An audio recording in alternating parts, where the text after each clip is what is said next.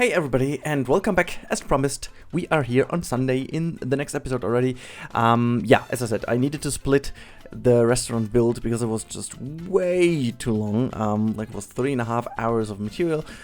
We are now in the second episode, which is tad bit shorter, but so we're gonna have a little look at the end of the episode in real time, and then it will be on Monday something special, or maybe on Tuesday, I don't even know. I think it's on Monday actually. A little bit special, but yeah, we're gonna see what that is. Also, it's in Isla Napali. It's something you know what, I'm just telling you because you're my best, you're car fans, everybody watching all the time, so you deserve the little secret, which is actually not that big of a secret. But we're gonna make a walkthrough of the current state of Napali without the B&M coaster, of Sylph. I got it finally, but we're gonna have a look at this one next because I also promised you to talk about what's coming up next. We're gonna talk about this later in this episode, so stick with me. First of all, Monday or Tuesday, I guess Monday would be the better day, will be a bit more about a walkthrough, and I'm gonna do this with the Tangent Cam so you guys can really see this, and this episode will be really something for you, that we can get the interaction back, and you can really note down what is missing. Make really sure that you go and tell me, I don't know, there is a cable missing, there is some energy missing, there is, I don't know, missing, there is, a sign missing. Really those little details we are looking at. This is really important. I know that a few signs are missing. I know that we don't have any time stamps or whatever at the queues. We don't really have a really nice food stall somewhere in the middle. We do have this restaurant now, but there is no popcorn stall or something. A lot of things that are still missing. And since I want to do something else next in Napali, it is really important that we do this. So Monday will be the day where we're gonna do this walkthrough. The next thing is, and this is really important, this is something I am looking forward to for such a long time. So after this restaurant area is finished, which it is, the only thing I have to do is I have to copy this all over in the build that Sylph sent me. So I'm gonna do this off screen, nothing to bother you with. The next part will be the energy supply, and this is very much 100% Blender work. So you can really expect that Napali will return next, and so here's the split. I will do some Napali episodes, but they will be solely focused on integrating Sylph-Comp's coaster into this area, so reconnecting those two, maybe putting down a flat ride and some lockers and stuff around the dive coaster. I'm gonna do a little bit with the support system, making it really, as Sylph said, a little bit of a weenie, which is a great idea actually. So yes, I'm gonna do this for sure. And also what I'm also doing is I'm gonna try to make the pass layout already work and all these kind of things, so that I am really in a good position to move on with something else. So this will keep you busy with the episodes coming and making really this look nice. Also, we're gonna have Christmas next week, so there will be a little bit of less episodes, maybe something else, and I don't know. But there will be episodes on integrating really Sylph's B&M coaster in this area. The other part of it will be Blender work. I don't know how fast I am. I will have a day off or something, so maybe I can do something there between the days before New Year's Eve. I definitely have some time, so maybe I think that I will get done all the items I need in one day, at least modeling, and so maybe I get some help in texturing. I don't know, let's see. But the next big thing, and this is what I need you now, really I really need you in the comments now and giving me your not only opinion but also your knowledge on this. The next part will be energy and water supply. So I am at the moment modeling some water pipes, I'm modeling some decals for cables, I'm modeling a energy generator, I'm a fuel kind of generator, I'm modeling, actually not yet, but I'm trying to model a water refreshment system, which is also really important. Then I'm also modeling, which is also not that less important, a wave energy generator. That's what some of you guys suggested. So I really need your help. I have no idea, and this is actually what really needs to be checked, and maybe you can help me. I really need the watt count and kind of how many kilowatt hours a coaster or a ride does consume. I have no freaking idea. I did just a very brief research on it. I found some things, not that many, so just a few things.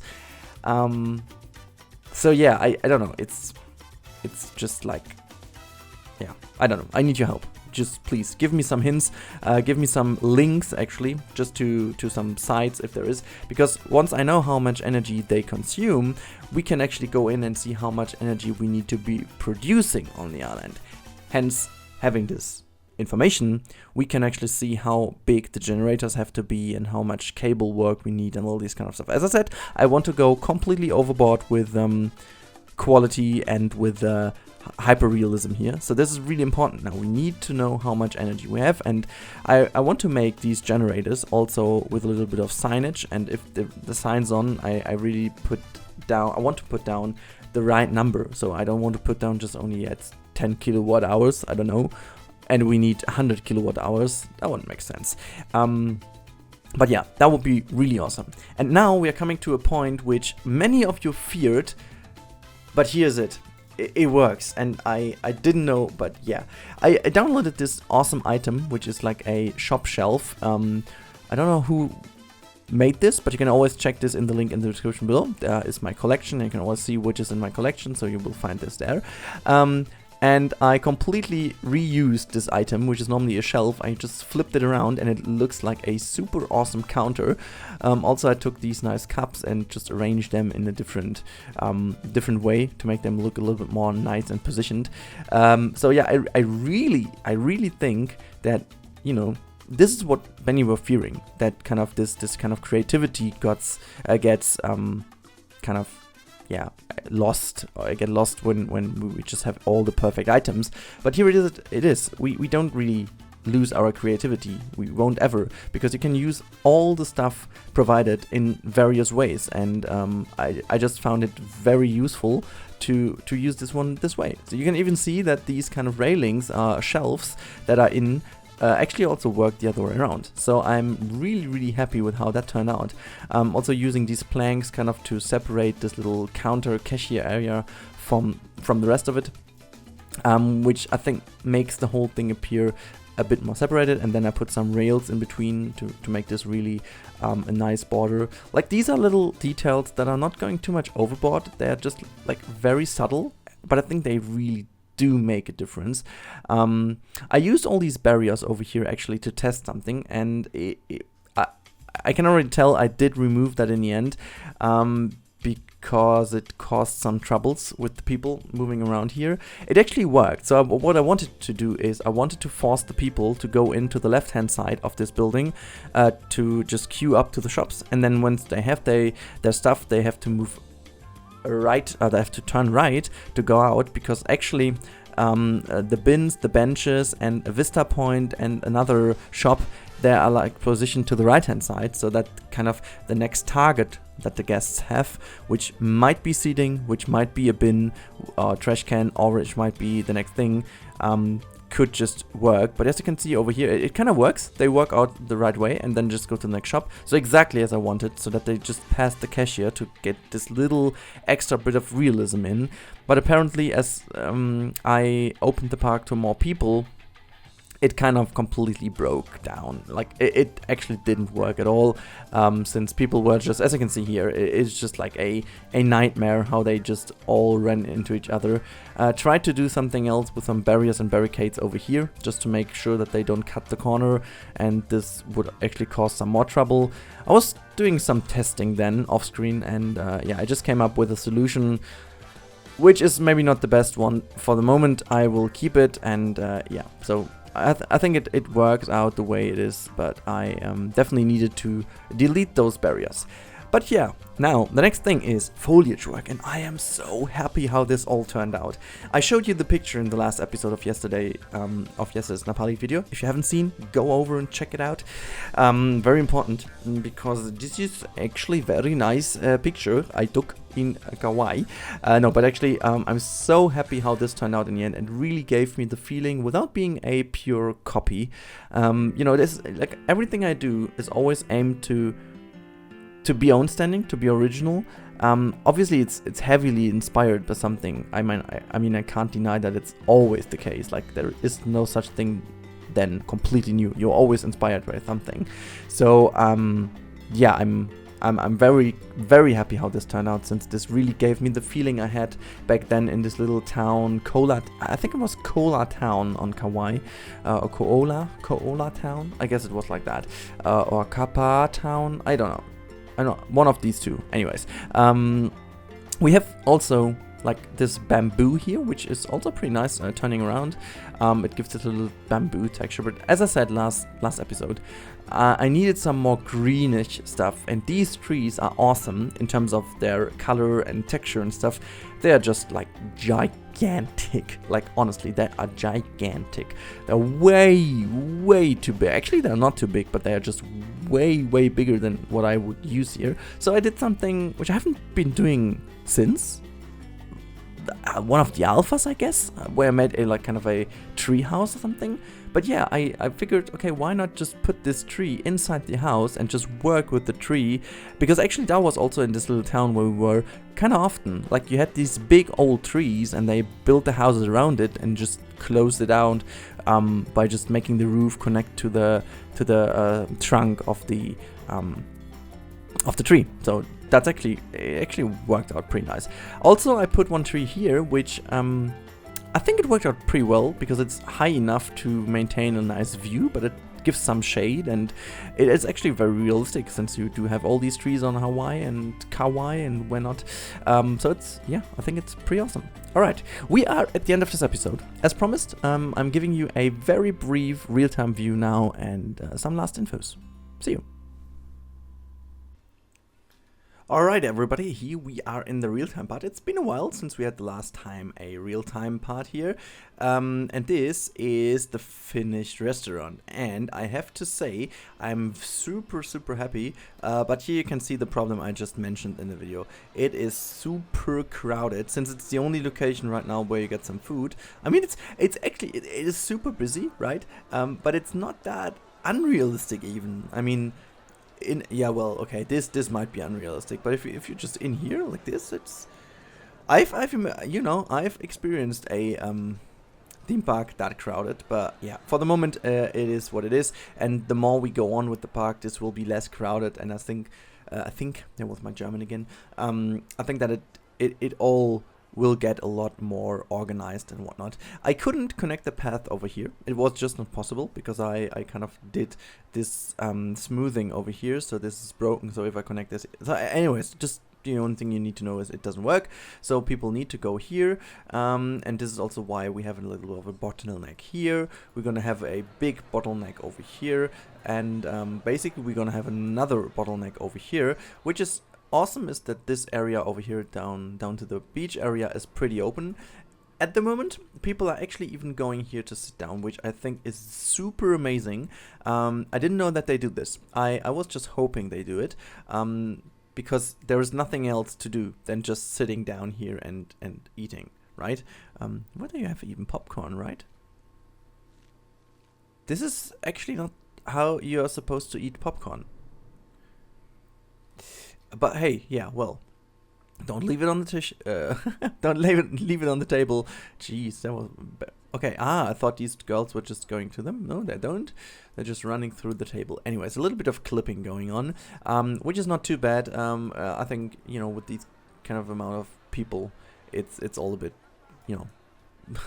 for the game engine, it's a bit tricky. Anyhow, this is how it looks, and I wanted to show it to you in real time and in the game, because it always is a little bit different to see it from this perspective. I love how this looks. Jesus, guys, just look at this. I mean, isn't that pretty? I really love how this turned out. I wasn't expecting that. This is why I am so excited about this. I think also the footprint, if you now compare it also with the raised path over here, that the kind of size of the building really matches now the overall style. I like how the interior worked out with all the little cashier area over here. You have these vents in here. He's kind of stuck in this a little bit too big bin. This I may want to exchange this in the future. Yeah, then we have like the toilet area over here where this little sign is, and then if you go through here, which is only authorized personal only, and then we go over here, we have this backstage area. I love it, like with this little fire extinguisher and these two things, which actually they're kind of dumb because I expect they have like a toilet in here. Anyways, with the little rescue telephone, which you need on this island because if you have a pretty much a big storm, this is potentially the only way to connect to your people on the island, since mobile connection potentially wouldn't work. But yeah, I like how this kind of bamboo fence worked out, because you don't want people to, I mean, even if they sit over here, you don't want them to look inside the backstage area. So this is what happens. You can only see this area over here. And I think it all turned out very nicely done and very nicely working together. Oh, give me some fries, I'm hungry. Okay, so yeah, this is the tree I talked about, how this incorporates in the building. I think I like how this turned out. I actually don't like how crowded it is over here. But anyhow, so yeah, this is how this turned out. And just to show you the general overview, this is how it ties into this area. I think it worked out way better than expected. And my initial comment in the video is also, I think it's valid to say that this was already a restaurant that has been installed here for the cargo area and was just a part of the cargo area beforehand, and they just enlarged it with this little extension over here. So just that this building was beforehand the only building, but they extended it with the little staff room here and these two shops out here. Obviously they kind of created the whole garden because that was like an old piece of the harbor, so nothing too crazy, but it does tie into the overall story. I guess it really ties into it, and I just like how this all turned out. We still need to do some foliage work in the middle here, or maybe something else. I'm willing to do something here, but I don't know if it works. So we definitely have to see if it works somehow. But that should be it with the little showcase of this area. Now, there is something very important I need to mention, and this is tomorrow I'm going to have a live stream. Not the usual live stream that you do know on Mondays. I will stream for Frontier, or kind of as a part of the 24-hour live stream charity event going on for Special Effect. As the last 2 years, they do it again, and I'm just so proud and so honored to be a part of it again, and I really would love if you guys would tune in at least for a few minutes or whatsoever. Just enjoy a little bit of relaxed Christmas area atmosphere. Someone of Frontier will tune in for an hour just to talk a little bit with you, answer some questions, and yeah, just have a little bit of a chit chat, right? And we do also together some donations for Special Effect. Hopefully a lot of you guys will do some donations. We're gonna see how the overall counter will work, because it definitely is a great thing to do, a great cause. I still think that Special Effects is one of the greatest charities I've ever seen. If you want to know more about this, go down below in the description. I will put a link down to the Special Effect live stream event, 24 hours one. A super amazing event, and yeah, I would love to see you guys over there. It's I'm starting at 7 p.m. Central European time, and I'm ending at 11 p.m. So 4 hours of stream. It's something new for me. I haven't done this too often. So yeah, be there, enjoy it together with me, make me go through it, and yeah. Until then, enjoy the day, and we see each other hopefully tomorrow in the stream. Until then, have a great Sunday, and bye bye.